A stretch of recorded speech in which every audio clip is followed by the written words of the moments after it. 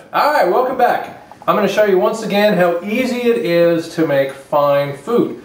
First of all, this is almost as easy as the beer bread recipe that I showed you earlier, because I don't even consider this cooking. This is more like chemistry. One of the things that you're going to want to do with your stroganoff, or with, in our case, we're doing the Hungarian goulash, is you're going to want to make some noodles. Well, why go get a bag of noodles that look like they came off the bottom of a broom when you can make your own in less time, literally, than it takes to boil the water? So I'm going to show you how to do this. It's very simple. And by the way, it's easy to expand or contract this particular recipe because everything is Noah's Ark, 2 by 2. You start off with count them, 2 cups of flour. You put it in there, and then you mix in 2 eggs. Then you mix in 2 pinches, 1, 2 of salt, and last but not least, you put in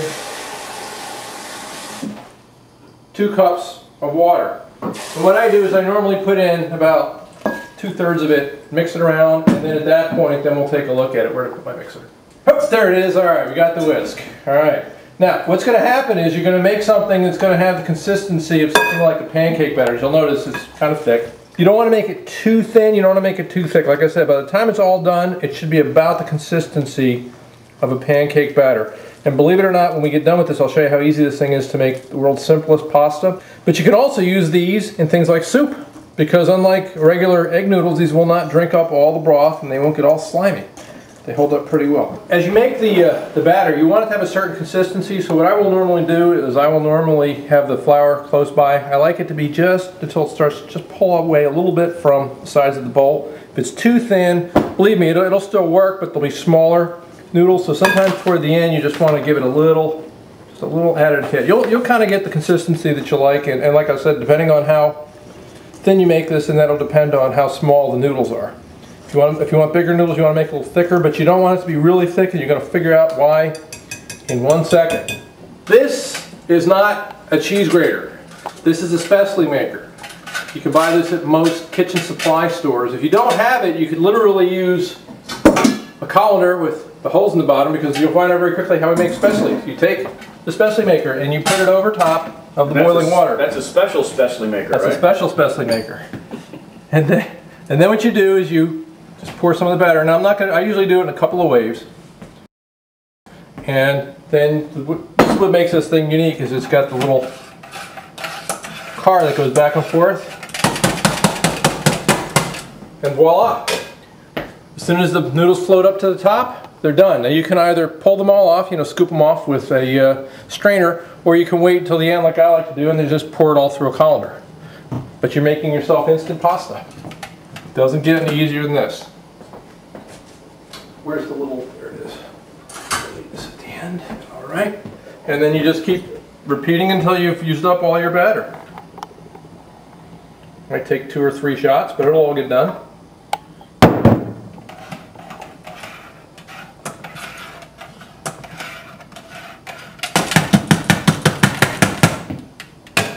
Just let that do its thing. Nothing like homemade noodles, especially when they're this easy. Like I said, literally it took longer to boil the water than it did to make the Spaetzles. And again, if you want the recipe, go to Man Cave Munchies. If you register with us, we'll send you all the recipes from any show that you want, for all the shows, for all we care. They're out there. We'll finish these off, and then we're going to have our goulash. So come on back in about 2 minutes, and we'll be straining these things and serving it up. Be right back. Okay, we're ready for the goulash. Come to California, eat some goulash. Alright, we'll just strain this out over here. You got yourself a whole pot full of pasta, which we made in a whopping, 2 minutes? And you just kind of, I always like to put a little water over it to stop it from cooking. Strain it out, and we're getting ready to dish it out. It's as simple as that. There you go.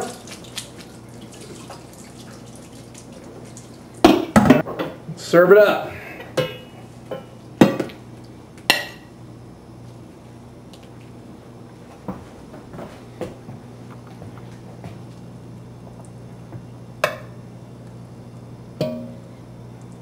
There you have it, Hungarian goulash.